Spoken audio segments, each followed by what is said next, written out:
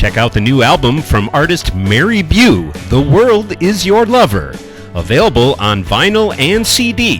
For more information, go to marybue.com to get your copy of The World Is Your Lover and to join her Kickstarter and Patreon.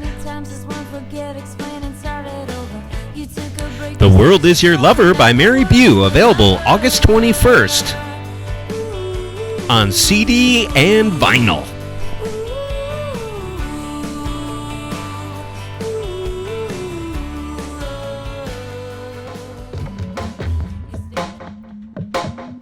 All right, thanks for tuning in to The Prize. My name is Danny Sigelman. This is my podcast, and this was supposed to be kind of a fun-loving, I'm isolated, quarantine type of episode about our lives here in Minneapolis and how they've been the last couple months. On the podcast today, I have a very talented singer-songwriter, yogi, meditation guru, world traveler, troubadour. Mary Bue is here. We recorded this a couple weeks ago. And that's where our head was at, kind of reconnecting after she'd been traveling in India and Nepal, a bit about her music and the transformation she's gone through in her personal life. A new record she has coming out called The World Is Your Lover. In hindsight of last week's event here on Memorial Day, in the horrible, horrible murder of George Floyd, Big George, honestly, I can't say I knew George personally, but he was definitely one of those people I would see around. The face was so familiar to me and cut so close to my heart as another horrible incident in what is just ultimately a bigger virus in this country and has been for so long, and that is racism. Aspect and issue of police brutality. The list never seems to end. We've been saying his name all week here in Minneapolis, George Floyd. A big part of this as well is dealing with my own privilege as a white male. Other than trying to uplift my brothers and sisters around me and make my connections to the community as much as I can and the culture that I know and love, ultimately I can recognize it's just not enough. And with the past week, finding my role as really just a listener, amplifier in whatever way I can for the continuing discrimination and outright violence against the black community here. It's really important to me. Having visited Mr. Floyd's memorial now that's located here in Minneapolis at 38th and Chicago where he was murdered, I've been able to kind of find a little bit of solace with the groups, the prayers, the togetherness. This is really coupled with this whole COVID situation and not being able to be a community that we love and are proud of here in Minneapolis, and then to have this kind of happen, it's doubly alarming and unsettling to find that this is how we're reconnecting. And if there's anything to be said about what can maybe come of this is organizing and recognizing the differences and the need for something more progressive in determining the future and the way we're going to treat each other. How we can overcome something like this now, but also make sure that the connected nature of what we have at this very moment can live on and prosper in itself.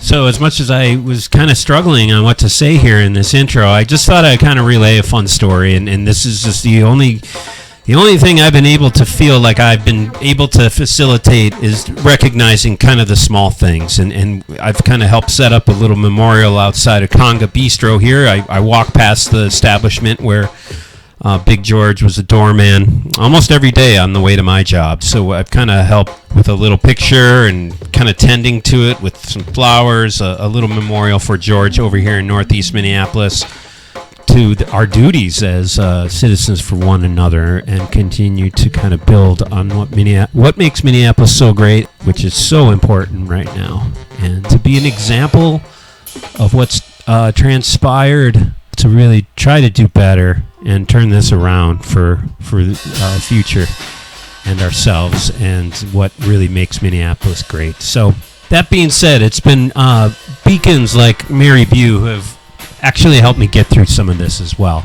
I felt like even though this interview is a little out of date, considering everything that's happened, I still think it's really important what she does best and continues to do as an artist and a songwriter.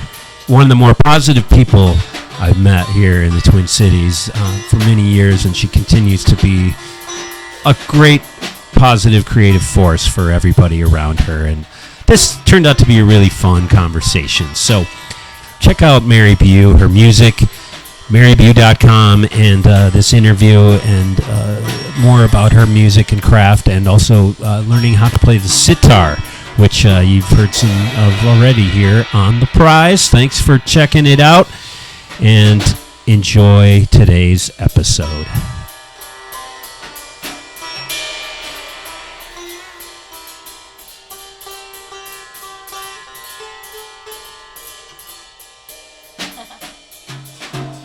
Right.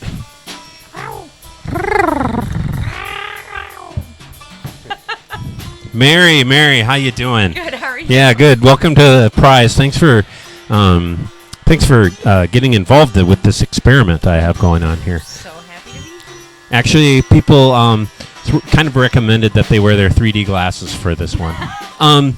So we have much to catch up with, yes. Mary. First of all, welcome to The Prize. Thanks for doing this, and thanks for coming back to Minneapolis and blessing us with your presence. Oh, jeez. Yeah. Last time I saw you, it was winter time. Yes. I think it was right before New Year's or Christmas time that you were leaving for. How long were you gone for, and where did you go? Tell the folks where you've been spending your time. Sure. For the month of January, I was in Rishikesh, India. Mm-hmm. And then I was in Rishikesh for the month, and then I went to Varanasi, India, Benares. And then after that, I went to Bali, Indonesia for 2 months. Which is a place I don't know much about. What was the inspiration, the impetus, and what did you do during all that time? Tell me a little bit about the contrast in those different parts of the world. Holy, that's a lot of questions. A lot of questions. Okay, we'll take it slowly. Yeah. So I know you're a yoga instructor and meditation and that kind of stuff. Mm-hmm. So was that probably part of your travels? Yeah, well, the inspiration to go to Bali, Indonesia. I actually, in 2003, lived in Rhode Island, working at a coffee shop, and I have this tattoo of a butterfly.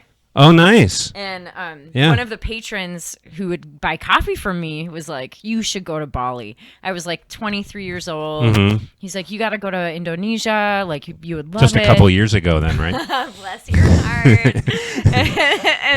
and then he was like, I live there part-time, and I'm like, you would love the music and the colors and the flowers and like everything about it. It's like this tropical paradise and the gamelan and all the culture and dancing. And it's like, cool, man. Yeah, that sounds awesome. And it was always in my mind, but it took me 15 years to go. Wow, yeah. So I went finally last year in 2019. Okay. So I kind of did a similar trip a year ago. I went to Bali and then India as well. Okay. Last year. Same cities, same places? Yeah. Okay. Mm-hmm. I added on this time because I was there longer, but last year I went for a month and then this year for 3 months. So this year, the India impetus was I was going to record a music video. Oh, yeah. And I was going to work with someone who I worked with before. He's done amazing videos, really fun to work with. Yeah. And I said, if you could have your ideal price of like what you would charge for a music video, like what would it be? And he told me, and I was like, I think I want to go spend that on a trip to India.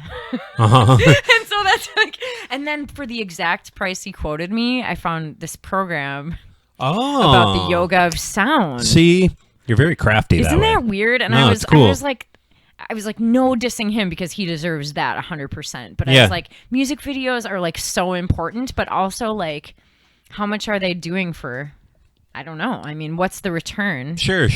But what's the return of going to India either? It's just, it really depends. Or what's the return of staying home, though? I know. Well, now it means you get to live longer if you stay home. But so that was the impetus from back then. And when you first went, what was your culture shock, or what was your impression right away as far as having such a build up to wanting to go there? Yeah. And how did that roll out?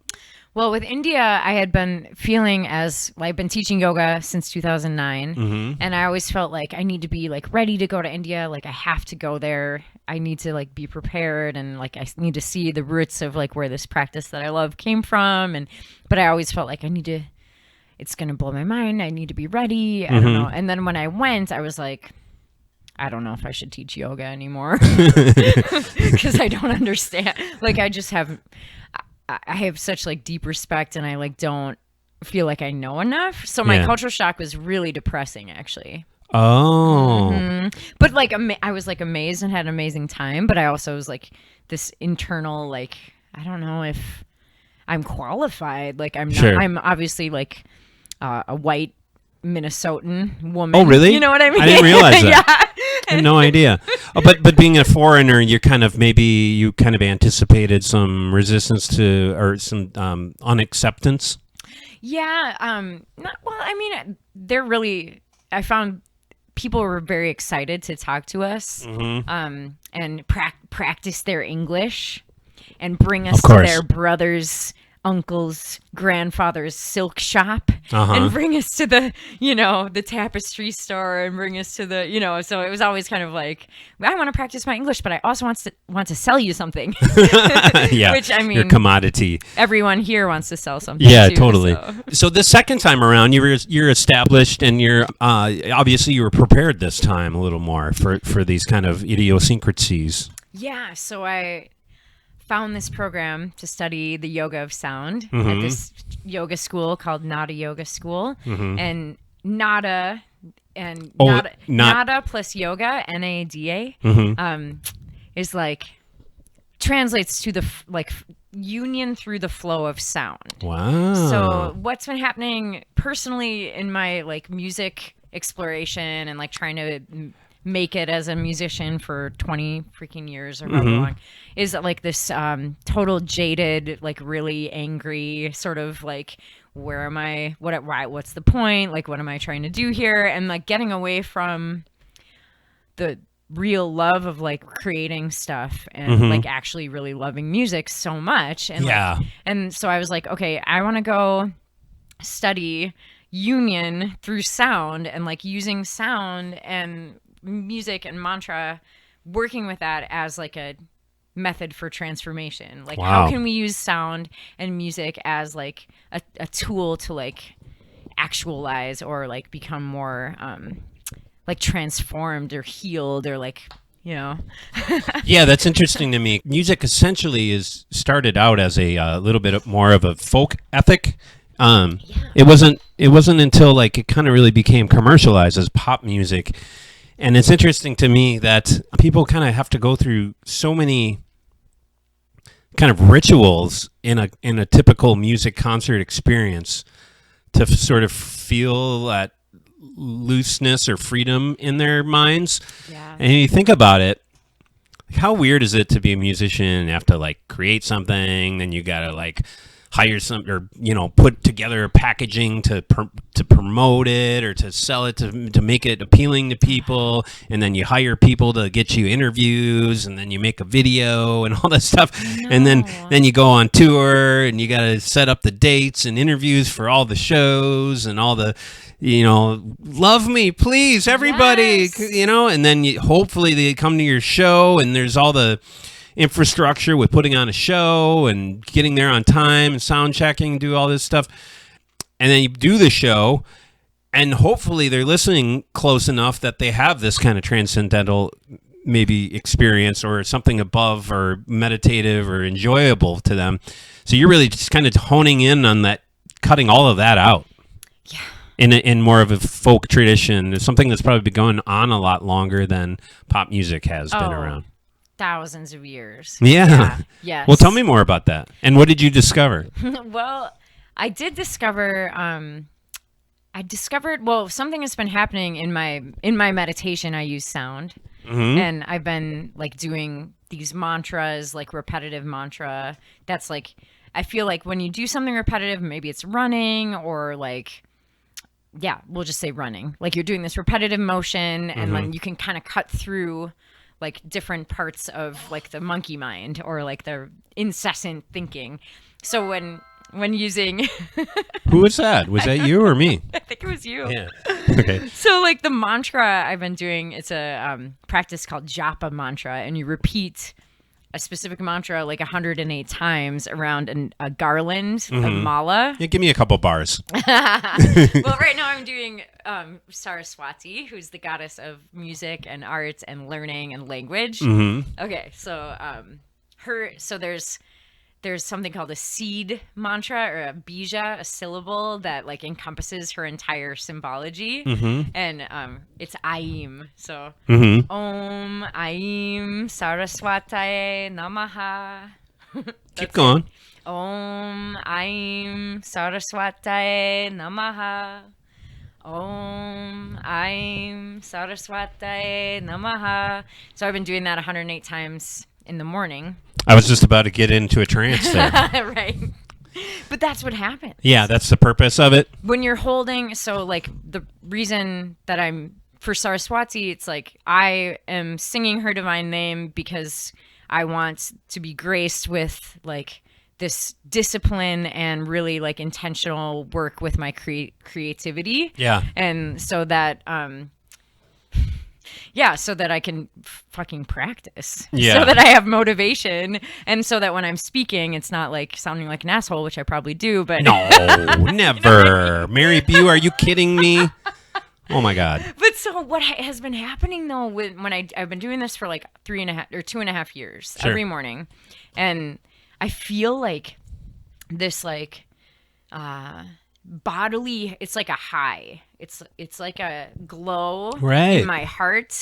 It really does feel like this like butterfly feeling, like when you're really excited about something, but it starts to like come out like into my limbs, and it feels like this weird circulation, and I'm like, what is going on? And whenever I go into my practice, I can't like expect that or like hope for that, but I mean I hope for it, but you can't like expect these things to happen, but whenever it does, it's like awesome. Yeah. So what happened in India is like we would do, this was like a basic teacher training program too. So it was a beginning teacher training program, but also with the sound element. But we would do tons of postures and tons of yoga practice, like the physical stuff that we do in the West. And then we would do purification techniques, like really intense breath work and like different things with do you know about neti pots?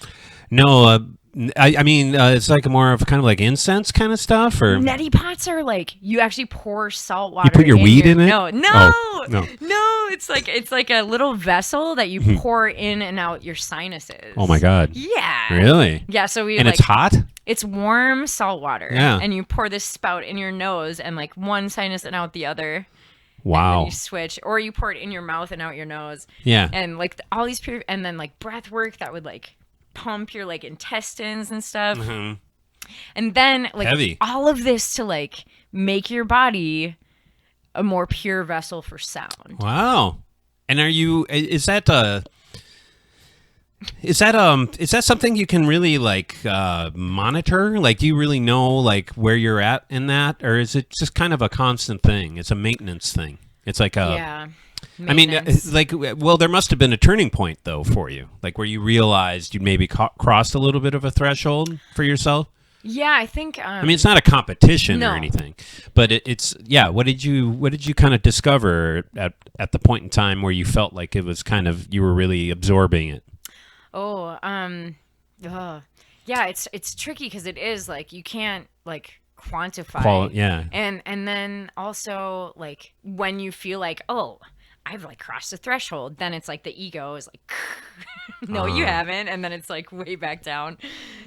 I don't know what an ego is. I'm not familiar. So you're there the second time, and to rewind a little bit, right before you left, you had recorded an album last year, right? Yes. Was some of that record that you made a reflection of the time before you were there and across with maybe your anticipation with going again? How did that influence maybe your songs? So actually, the album was recorded before I went the first time. Oh, it was? Yes. Okay. And I finished it the day before I left. So the record's old hat by it. It's an old hat. I'm so ready but it's for like it to be out. No, but it's like your excursion into this. So that's interesting. I've been to India 2 times since this record has been. Yeah. So it's the pre-Indian era. Yeah. But it's called The World Is Your Lover. Yes. And it is like about there's it's about like every experience being like kind of like a lover, like everything that comes to you, like you can love it and it's going to be really challenging, but it's all like a lesson, and like there's learning and there's romance and there's pain and there's suffering and like whatever, but maybe not that dramatic. Maybe like lovers. Yeah. No, but like daily life kind of stuff. Yes. But like every day is an opportunity to learn. But your every day is really different from that time. Yeah. And then when you listen to the songs now, even though they're new to most people, you've been playing them the last couple years, right? Yep. And how do you see yourself in those songs? Does it seem like somebody else? A little bit, but in some of my songs are in some ways prophetic. Like they outlines like things that would happen later. Yeah. Which is maybe a common experience. Like the whole neti pot thing. Yeah, maybe. It was like the neti pot jam. Totally. 2018, 2017, or 2000. So yeah, like anything specifically that you can think of? Like, I mean, were you pretty cautious about going there in the first place? Yeah. Cautious. I was like, oh, geez. You always hear about, well, now we're in the middle of the COVID-19. Yeah, we're not going anywhere. No, but like, I was super scared of getting deli belly or Bali belly and having like crazy, like having to have, emergency return. I'm lucky to get St. Louis Park belly at this point. I know, right? So, right, yeah, the food stuff and the different cultural stuff I can relate to a bit. From that time, though, what were you going through? Was this right after you'd gotten separated or divorced at a certain point? And 2016 was like my whole world like erupted. I was moving. So let's see. How did it work? April 2016, I recorded in Nashville a new album. February 2016, I signed a lease to open my yoga studio in Minneapolis. Yeah. And I was going to move down. Like, this was all in the cards. I was married. We're moving. We agreed to do this. And then in April, we started renovating and, painting and putting in the new floor of the yoga studio. And then I took the band, we went to Nashville, we did a 4-song EP, The Majesty of Beasts. And then by May, I was like buying a house, getting a divorce, opening the yoga studio, and putting out the album. Wow. Yeah, dude. Yeah. I guess I'm trying to think about how maybe your life took on a different shape, having sort of your independence. Yeah. After that, and maybe what informed those songs. You're probably very different from what those songs reflect. Yeah. Yeah. Yeah. But people should still buy it. Oh my God. Well, I don't know if I am. I don't know. You don't think? Yeah, of course. You're always going to be Mary. I think with the oh, Mary. Oh, stop. Do you get a lot of Mary Tyler Moore references in your life? Yeah, I can imagine. Yeah, maybe just from me. I haven't watched a new TV show since then, so. Yeah, it was like I worked with a producer for this album, so like I feel like the songs like have like a really fresh flavor to them. They're all like really different. But it's exciting to have that out, I'm sure. Oh, there's a little argument going on outside the window here, I think. This guy has 2 nice ride bikes. At what point do you feel like, I need 2 of those bikes at one time? Yeah, it's weird. Weirdness in the city. So fast forward to now, and this time you went. Did you perform your music there at all? Like what your typical like Mary Bue stuff, or did you kind of become a different person? I think that's what happened to me. Yeah. When you went to China? A little bit. I think I became a hyper-realized version of myself, and I think you kind of have that opportunity to like you bring out your best work yourself, but you didn't play that music at all over there. No, there were no pianos. No pianos That I could find. Are they not allowed? In India. I think I found one on like the last couple of days I was there in like this really weird shopping mall in New Delhi. It's like a bright red grand piano in this mall. Wow. But like, yeah, it's the climate, and I'm not sure. You have Saraswati on your wall right there. That's my girl. Hell yeah. So I didn't play the piano. I led a retreat in Bali. And I did play a few songs, like you did a little mini concert. Yeah, but it wasn't like a concert. It was like at the end of yoga, I would like play a certain thing that would fit. But I did learn the sitar. But I haven't learned it at all. That's like I've been playing for 4 months. I was really excited about that. Yeah. Yes. Tell me, so how did that happen? Did you just one day kind of think, you know what? Because I think it's really good. I think a lot of Western musicians especially don't learn enough about kind of the folk aspects of the Eastern culture. Yeah. That I think could just sound a little more interesting in music here. 100%. Yeah. So how did that happen? Did you get a shot at somebody's sitar and you kind of took to it? The yoga, so the training program I did, at not a yoga school, one of the things was we would get to choose to learn harmonium, sitar, or tabla. Yeah. And everyone would get to learn voice. So like we were learning, basic yoga teacher training, which like it was just kind of a repeat for me, but not a repeat because they're so different in India than the teacher programs here. Yeah. Which, duh. And so the music element, we got to take 1 hour a day of each instrument that we chose in the group.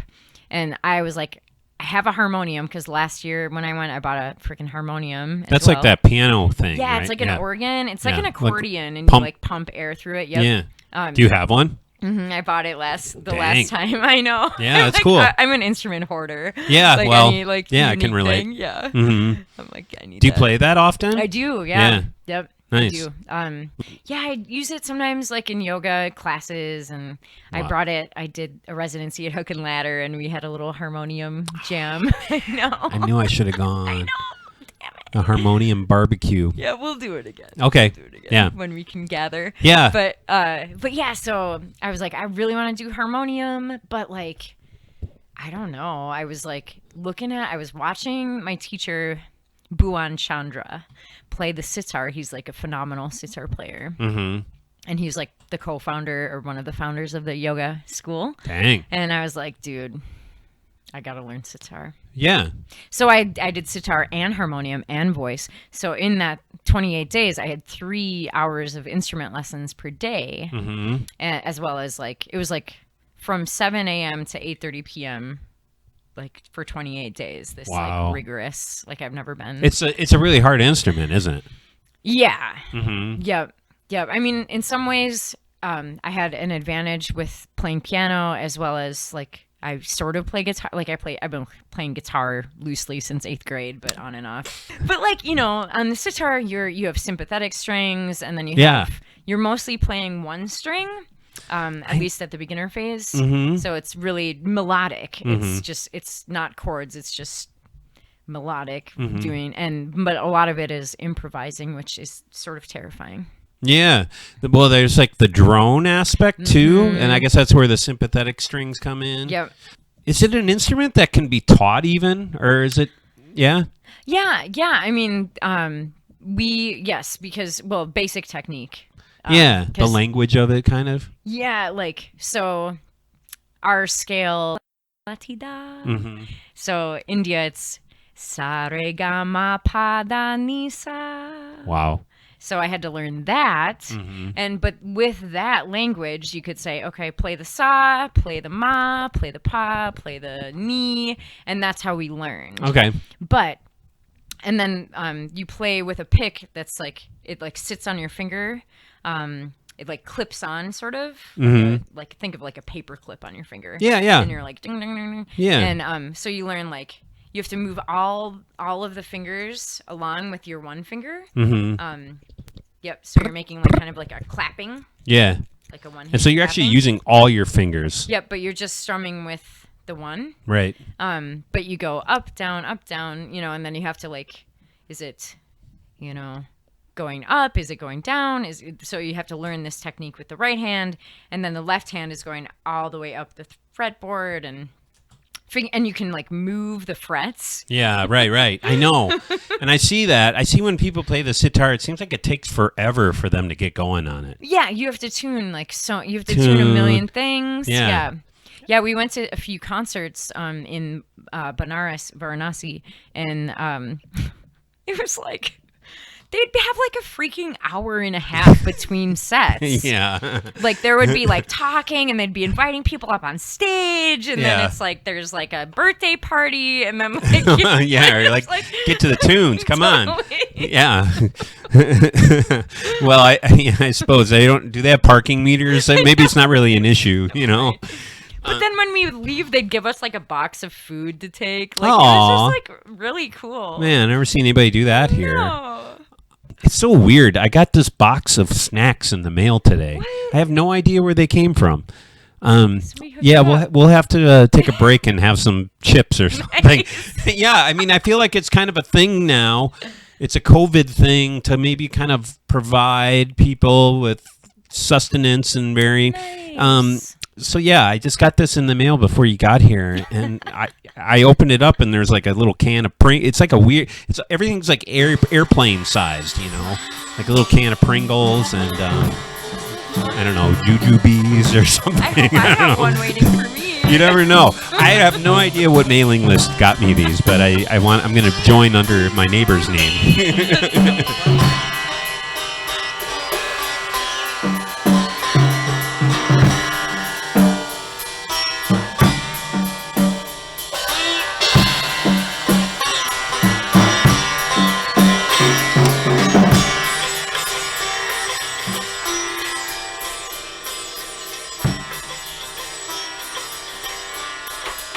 Check out The Prize online. We are on Twitter and YouTube. The Prize, MPLS, on Twitter. Also, Paper Sleeves, your host here, Danny Sigelman, on Twitter and Instagram.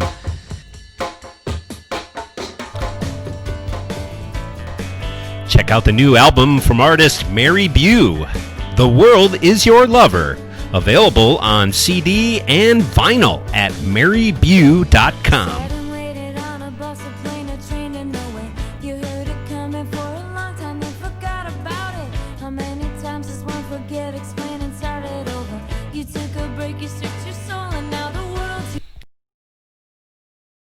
Check out The Prize online. We are on Twitter and YouTube. The Prize, MPLS, on Twitter. Also, Paper Sleeves, your host here, Danny Sigelman, on Twitter and Instagram. I used to make fanzines when I was a kid, a teenager, being into bands, and I guess I consider this podcast venture a little bit of the same purpose that those brought, in terms of kind of just putting it together out there as a vignette in a creative piece in itself. So whenever you're finding this and wherever, thanks for listening, and do enjoy the rest of my interview and performance with Mary Bue.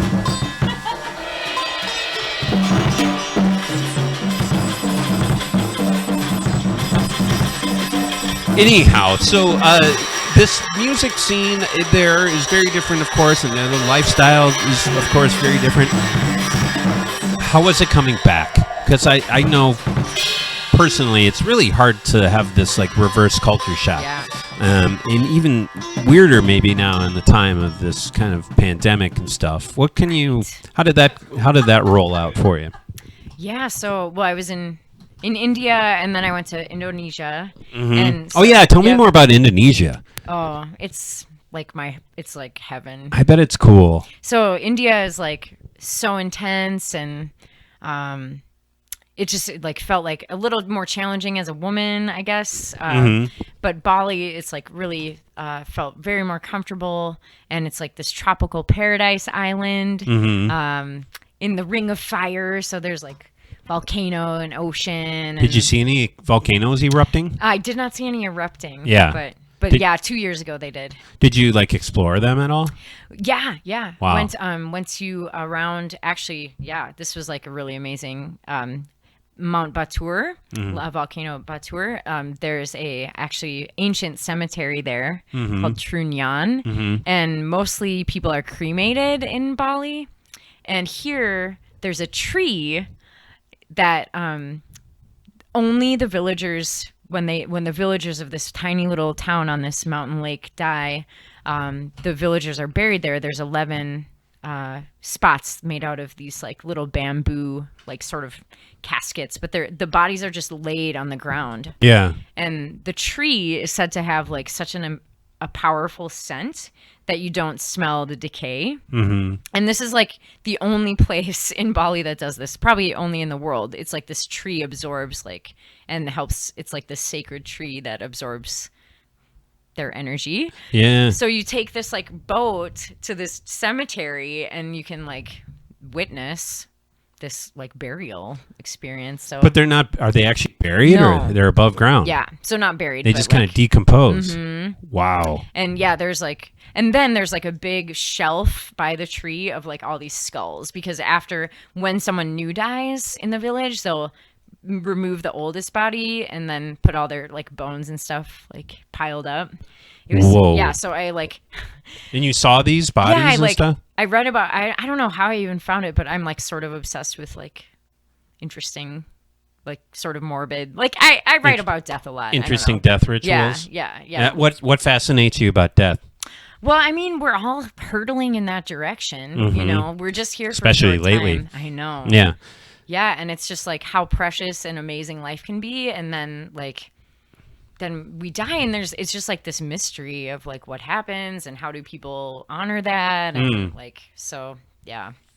yeah, that is pretty interesting. So that's like my volcano, but like this volcanic lake was like, if you like know Glacier Park in Oregon or like Montana, like that the blue with like the volcano. And just, that's from like beautiful. The ash in the lake. I don't know. Yeah. Did you touch like lava at all? Not hot, like cold stuff. not the hot stuff. Do they like make jewelry out of it? What do they do with all the lava? There is like, you can get malas with like lava stone and stuff like that. Yeah. What's a mala? Like a necklace or a that's like pendant of sort? That you meditate. It's kind of like, so Catholic rosaries were made, like sort of inspired by these like 108 beads that you use for meditation. Yeah. I'll have to bring some to the I don't even know. I kept thinking of jokes and none of them were funny. Sorry. I don't know. I was going to try to make a church joke, you know. Go for it. Well, they tried to, but the art must be amazing. All the folk art, not just the music, but the visual art and statue. I see. That's what I would really get into. Yeah, like Balinese, the craftsmanship in Bali is like the carvings of the wood. Like everything is so beautiful. Yeah, like floral, like the carvings of flowers on your door. Like it's like you walk into any random and it's like, oh my God, this looks like, like the fabrics and just like the plant decoration, and they make like offerings every day to the nature spirits, and they're three gods, Brahma, Vishnu, Shiva, and like so they have like they make little baskets with flowers and moss and burning incense a couple times a day. So everywhere, like on the ATMs, on the roofs or like the hoods of cars, in front of shops and businesses, and like their own personal altar, like temple thing. And because like they're honoring all the nature spirits. Aww. Like the iron that's in an ATM machine is like part of nature. Of course. So it's just like so cool to think that about. Is cool. Yeah, it's interesting. You must do pretty well over there at this point. I fucking love it. Yeah, you like it. Do you ever see yourself living there permanently? Yeah. Yeah. And how, but how is that culture shock when you get back? Like, what do you notice right away? Oh, I notice how much space we have in Minnesota. Yeah. And everything's really spread out. And everything's really like, not as aesthetically pleasing. Yeah. Like the strip malls and like the houses and like it's just kind of like that's lacking here. Don't say the podcast host. No, of course no. You have like excellent decoration. Thank you. Did you what's like the obviously with the current situation in the world that kind of being attributed to kind of the exotic food choices of people in other countries, what's kind of the weirdest thing you tried? Well, I'm vegan, so you're vegan. I'm like vegan paradise over there. Yeah. So the weirdest thing you ate was like a leaf off a tree or actually durian fruit was the weirdest thing. Durian fruit, yeah, that's the spiky fruit. stuff. Was that in China? I did. Yeah, I think I did try durian. Yeah, it's kind of savory. Like the aftertaste was like so weird. I think I tried it and it was in something, so it wasn't like I just tried a piece of that. It's like basically a fruit, right? But it's kind of stinky, isn't it? Yep. Yeah. Yep. And how did you eat it? How was it prepared? Part of a salad or something? Well, we were driving around with so I hosted a retreat over there and we were doing one of the excursions going to this like giant banyan tree and like we're like, oh, there's durian fruit, and my guests were like, oh, we never tried that. And the driver was like, like he pulls over. Oh, you must have. And he's some. like runs up to the stand because he's like from that village, and he was like, they haven't tried durian, like so he like gets this huge one. It's like the size of a beach ball. Yeah. And the guy like cuts it open with a machete and like hands us little chunks, and like my friends were like. Oh my God! Not into it. It was just me and this one other gal that were like, "This is awesome." Yeah. Oh, there's a ghost in my house. I forgot to tell you about. They're mad because you're not vegan. I did make a really good vegan chicken cacciatore the other night with my friend. Yeah, we've been cooking. So yeah, how has your COVID life been going? Because you said once you basically came back.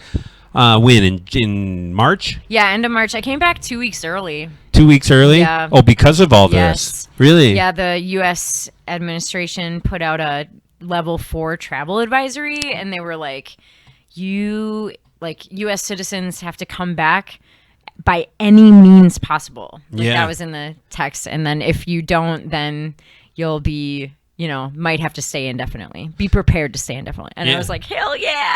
All right, that could have been your saving grace. Was there an outbreak? And you were in Bali before you left, right? No, like the whole time I was there, they were like, there are no cases in Bali. Wow. Cases in Bali. And people were like, yeah, right. You know? But I mean, to this day, it seems like they're still there COVID free. Was just one, and it was like somebody did die. It's a British tourist coming from somewhere else. Yeah. Not that it's like it's all like the traveling. Yeah. How it spreads it around, but totally. But yeah, it seemed like a pretty good place to be, but I just felt like I actually did consider staying because... Yeah, I had a friend that was in the UK, and she had to like stay at a hotel in Denver for like a week or something. Yeah. So what happened when you came back? Did they... Nothing. Yeah. Totally easy. You didn't get probed? Or, I mean, you didn't have to report to a hospital or anything? It was bizarre. Yeah. Because I was coming from, I think, Indonesia, but I did fly through... flew through Japan. But... Yeah, it was totally fine. I had one temperature taken, like just like a scan in front of my face. Yeah. But it was like big deal, like nothing. And then things were really quiet. Yeah. So I've just been, this is what I prefer. Like after traveling, just to have like solitude for a while. But usually that doesn't happen because I'm like, I gotta see everybody and I gotta go to shows. Yeah. Yeah. And as a musician coming back and having this new album, I mean, how are you feeling about maybe not really getting to kind of have the release show and this kind of stuff? No. Yeah. Yeah, we pushed the release show to October 23rd. Yeah. And then I'm releasing the album in August. But yeah, it was supposed to be like a few weeks from now. Yeah. And yeah, October sounds so far away. So far away. You could be divorced again by then. You're right. Anyway, yeah, no, it's just everybody's kind of, there's just, it's like life has kind of stopped in a lot of ways of being social, and you're pretty social and out there and into the going to play shows and see the music. And do you feel the urge to kind of play more what you were learning over there as opposed to what you're kind of known for here then?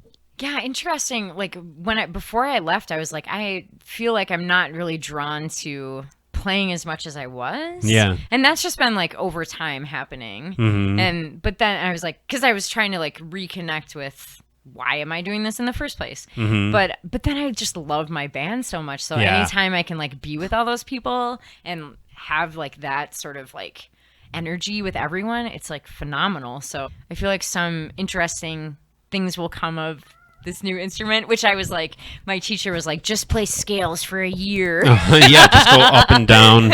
And now I'm like, well, because it's all about getting those fingers used to the. Yep. And what were you telling me about? You just designed a online. Tell me more about that. Yeah, so I was hired through Yes Yoga Studio, which is right off 26, like right off 8th Street by Ice House. And they hired me to do the mantra and yoga of sound portion for their advanced yoga teacher training. Yeah. So like yoga teacher trainings, there's the 200 hour, which is like your like bachelor's degree, you could say, in yoga. Yeah. And then the 300 hour is like the master's. And then that you could go on for yoga therapy. That's just how I like organize what it's. So like this studio does like different modules on different elements like body inclusivity or trauma informed yoga. And then they had a whole weekend on yoga of sound. And so Lucia, the owner, hired me to do that before I left for my training because I was already like, I've already been exploring mantra and like different like yoga of sound stuff. Yeah. And so I came back and she invited me to do it 3 weeks early online because we can't meet in person. And so I designed like this e-course through Teachable, the Teachable platform. And she gave me permission to market it like as my own thing. Yeah. And not just like, so I taught it like through her program for her students, like specific for yoga teachers. Yeah. But then I'm gonna send it out into the world as like a more like how to incorporate sacred sound into your daily life, and like here's some music theory, here's some like teachings about the history of yoga of sound and mantra, and yeah. So it seems like a kind of necessary thing now. Yeah. You kind of on the cusp of that being a bigger part of the culture, maybe. Maybe, yeah. Universities, colleges have been doing online classes forever. Like when I was getting my bachelor's degree, I took some online courses. Like I took one on dream analysis as a psychology major. And this teacher was in Poland, and the whole course was online about like analyzing your dreams. And I just remember feeling like, wow, that's like, when was that? 2001, 2002? Yeah. So like there have been online teaching platforms forever, but now it's like, okay, it's time to really get in here. You think is there kind of like a benefit to doing yoga in a group though? Yes. Yeah. 100%. Traditionally it was one-on-one. Yeah. Because then you're with that particular person and their injuries and their body and their goals and their neuroses, and you can like work with them like their whole person. Yeah. But and then in like it's kind of been in some ways bastardized into this like giant or like group class because that's America. Yeah. Well, but like being in the group, there's like a palpable energy. Yeah, there's a positive aspect of that. Absolutely, community. And I'm really rusty. I haven't done yoga in a long time. It's okay. I don't know. Could you tell? No I seemed really limber, didn't I? Yeah. Yeah. Really loose. Totally. I don't know. But so this course you teach, is that like a one-time thing people experience, or is it something that'll kind of be out there for, how does that work? Is this something that's out there forever and people kind of come to it as they find it? Yeah, I'm going to release it actually in June, like on like late June. Before your record even? Uh-huh. Wow. Yeah, it'll be a 7-week course. Yeah. So it'll be like you it's just like think of it as like a college credit or whatever. Yeah. Like, so you like What'd you say, like 300 hours or something? No. Well, no, this will be just like a weekend. Okay. Or like it'll be 7 weeks, maybe like a couple hours a week or whatever. Sure. So like you buy it and then it'll drip out like once a week. You'll get emails with all the download links, and like you'll go to the thing and like study the things for that week, and then it builds upon the next thing. So for the 4 people that are listening to this podcast, where do they find it? It'll be like everything on my website, just marybue.com. marybue.com. I think you got a really good name for people finding stuff. Is there any other Mary Bues in the world? There are. I've seen some. Yeah? I've seen like some people have that handle. Yeah. But you could do a little festival. Right. Bue Fest. Right. That's really cool. It's exciting because I don't totally understand it, but yet you're kind of on the frontier of this kind of stuff. Cool. Yeah. Yeah, I think it's becoming more like it is like an integral piece of like ancient yoga practice. It's like this like yoga of sound. Like the ancient yoga, like the nada, there's people that link sound with like the flow of sound with transformation and like developing as like a human. They like think that Om is like how the universe was born. So like the Big Bang is like the Om. It's like this low rumble or whatever. So like really when you're starting to look at this stuff, you have to think about like how is the earth even formed, and like how does the physics of sound affect this? And because sound vibration, like you're a musician, you're a DJ, like you're really in tune with sound. Like you know how certain sounds like make you feel certain ways. Yeah. Right? Yeah. Some will get you really pumped. Some will like connect you with your emotions. Some will like feel like, okay, I can chill. Some is like, oh, this like, but it's all energy. And then like with certain vibration, we can like move our cells around. Yeah. Like it sounds really woo woo, I know, but no, I love it. But I think it's interesting to think of it from the reverse. Like, what is it about a pop song that people have heard 1 billion times that makes them feel really comfortable? Right. Yeah. Do you think about that kind of stuff at all? I think about that stuff all the time. Yeah. Yeah. You know, I work in a liquor store, and we were talking about the music that's played in there. It's almost the same songs every day. Wow. And a lot of them I really like. Yep. But there is a science to like what you hear in a grocery store or liquor store or whatever that facilitates some moment of familiarity that causes you to kind of feel more comfortable. Right. But it doesn't sound like that's the same idea over there. They're really kind of giving themselves to the sound in a different way because it's not about familiarity, or is it? Yes and no. It's a routine sound in their practice, huh? Yeah, so it's really like fine-tuning the body in so many different like purification methods so that like this sound can like activate I guess deeper healing potential in the body. So like on a very like I guess basic fight or flight level, like so like our sympathetic nervous system, like fight or flight or freeze. And then when we connect with certain, like this is kind of our typical like, there's like a stress, and then we're like, gotta act or freeze up or whatever. But then certain music and certain sound can like activate the parasympathetic, which is like the calm, like more calming, and like, and then we can like from there like have more access to like I guess our intuition and like what is like our true like I guess what is our next true action. You know, it's like it like meditation like this, it's a different form of meditation, you know, like finding that pause between the impulse to do something and then like the action to actually do it, you know. Wow. It's amazing because I've never I guess I know music is a part of meditative process, but to me my experience is like the visceral nature of sort of like extreme experience with music. Let's hear that. And like we were talking about like before about kind of all the ropes you got to jump through to kind of get there, to have that experience, like going to a big concert in the middle of a field somewhere and having to find out about it in the first place, and all the promotional aspects of commercial. That's so ingrained in us. By the time you get there, you're almost convinced that it's so great. And sometimes it might not actually be. There's like music I like to go see that I don't ever actually listen to on my own. Totally. And that's where I can maybe tap into what you're talking about, like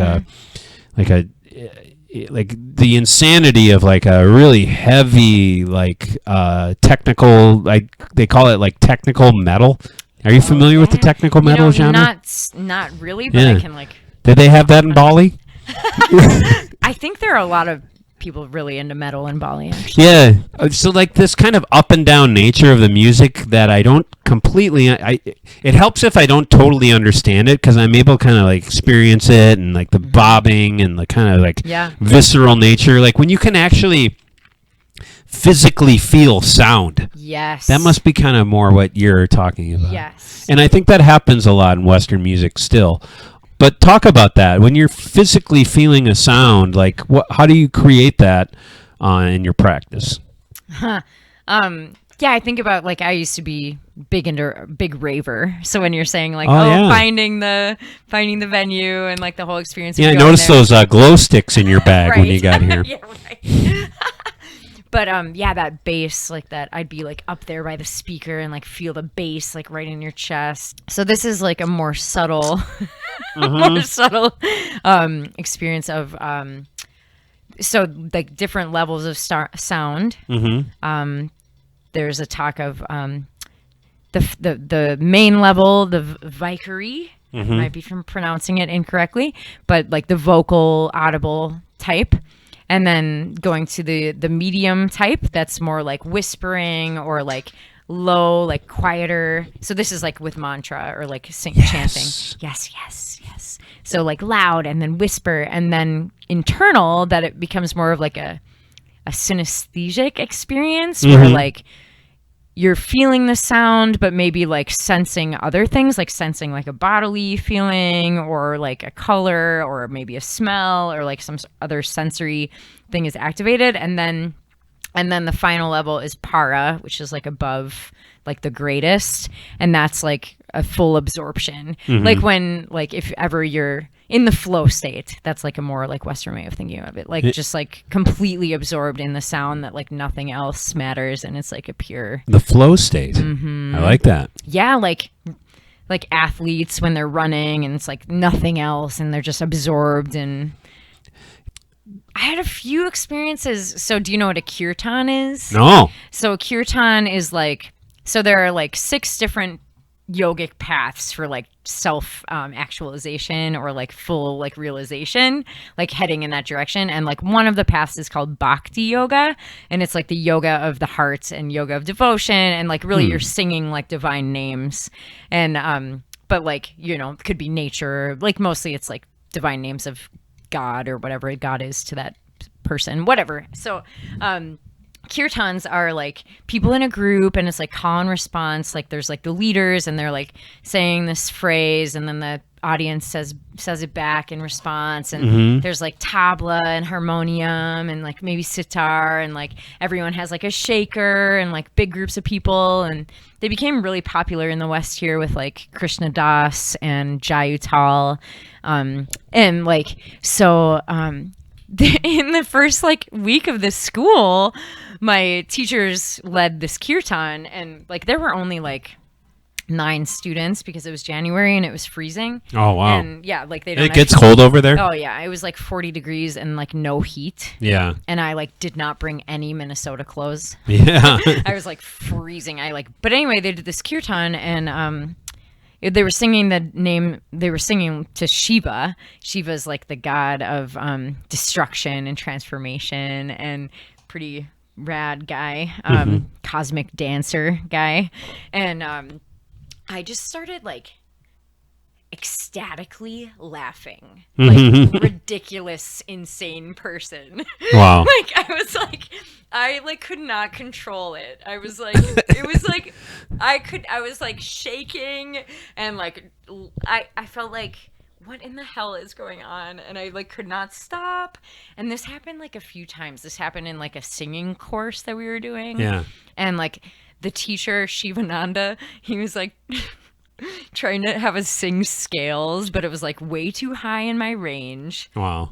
And it was like this ecstatic, like ridiculous, like embarrassing. Like I could not stop laughing. Yeah. But it was like, it felt so amazing. Yeah, to yeah. just like let loose in that way. And Totally. like, something was like unleashed. It was like unlocked this like weird ecstasy, and like these things happen, and like I don't want to attribute any sort of like divine, like, ooh, like, you know. Yeah, why not? But it was like very Next level of just like breaking through like this physical, like this, you know, we have this protective shield of like, I am this, and I'm just gonna, you know, be this, show up to my class, and I'm gonna perform in this way, and I'm, you know, I try to like sort of like fit into this mold, and then all of a sudden I like can't even control this. I'm like, they don't even allow alcohol there. There's like, you know, it's vegetarian. Like there's so pure, and I'm just like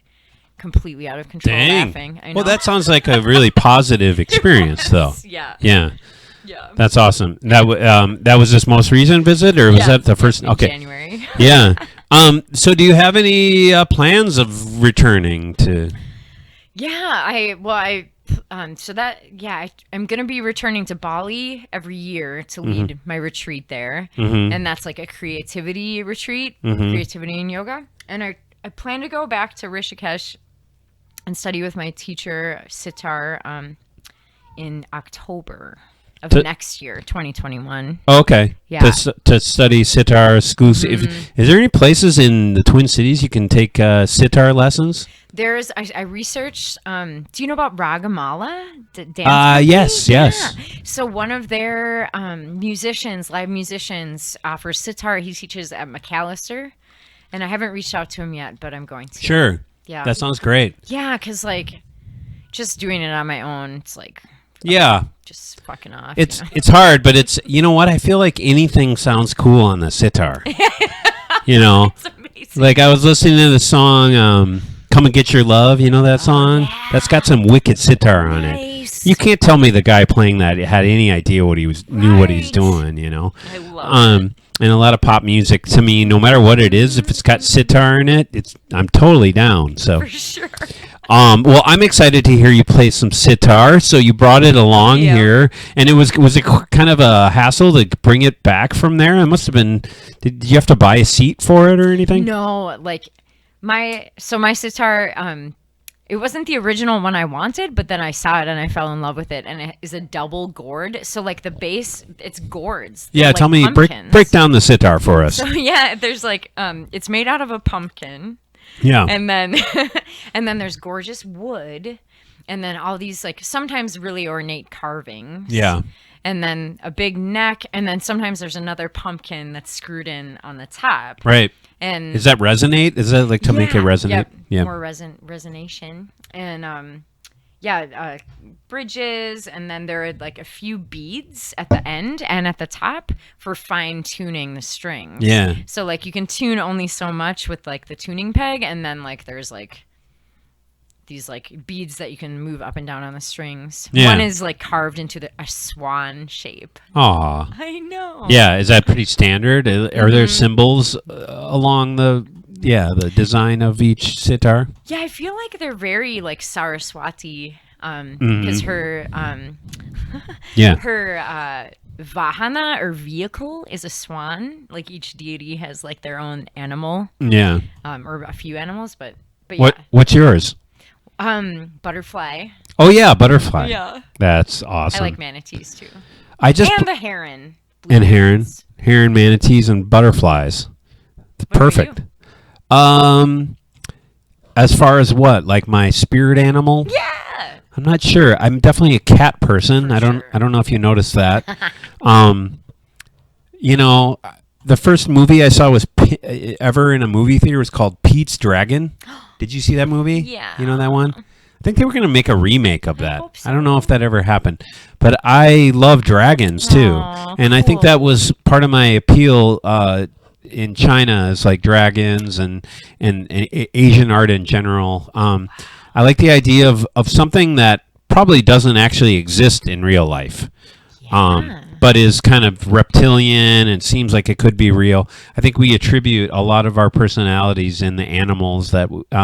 So maybe it's entirely possible having dragons as my spirit animal that I don't actually exist. Totally. Who have you been talking to all this time?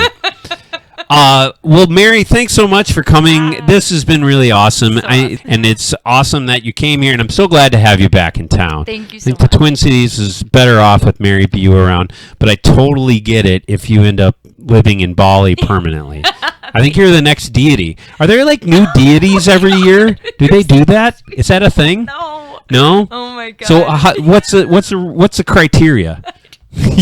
I don't know. I'll have to leave my body. Yeah. All right. Well, it might be some time then. All right. Thank you, Mary.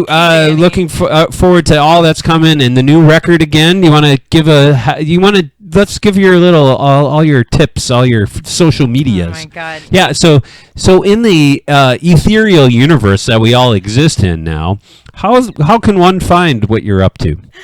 Well, I'm very active on social media. The main hub is my website, marybue.com, I would say. But I'm really active on Instagram. I love Instagram. Mm-hmm. I do a lot of stories and all that thing. Yeah. Facebook is probably the next one. And then Twitter. I used to love Twitter, but I've kind of like fallen off. You don't like Twitter? I do like Twitter, but I haven't been doing as much with it. But maybe it's time. Just narrow it down to what I do on Twitter, and then you're good. Didn't you do an Instagram live concert or something? Yeah, yep, I did one. So I'm a Mizuno running ambassador. Really? Yeah. What does that mean? So Mizuno Running Company, or running, like the brand, they picked me as an artist ambassador because like I was always posting about running and like how running fuels creativity, and so I did a Instagram live through Mizuno's page. Oh, that's cool. Yeah, and they like sponsor, like I'm sponsored by them, so they send me this year awesome shoes and clothes and stuff. For real, you got to hook a brother up. I'll see what I can do. I'm trying to start running. You think we can get a couple bucks for this show then? Oh my god, I'll see what happens. Mizuno's the best. Yeah, that's very cool. Well, congratulations for that as well. Thank you again, and thank you for listening.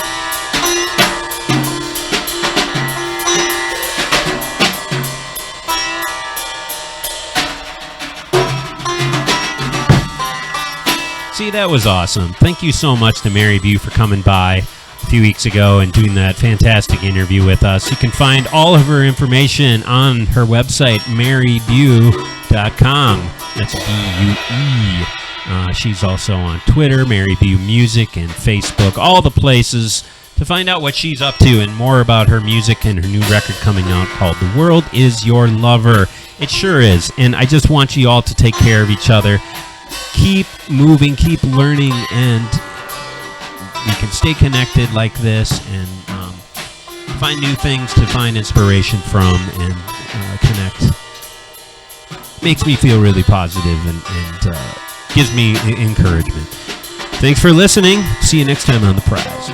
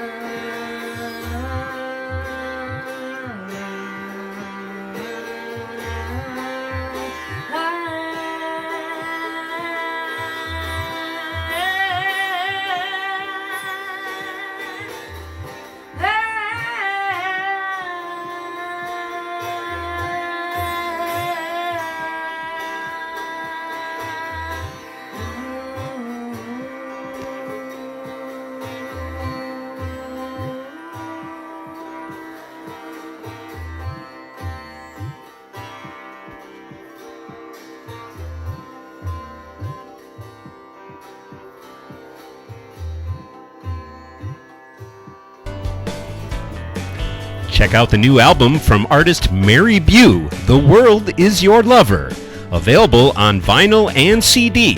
For more information, go to marybue.com to get your copy of The World Is Your Lover and to join her Kickstarter and Patreon. The World Is Your Lover by Mary Bue, available August 21st on CD and vinyl.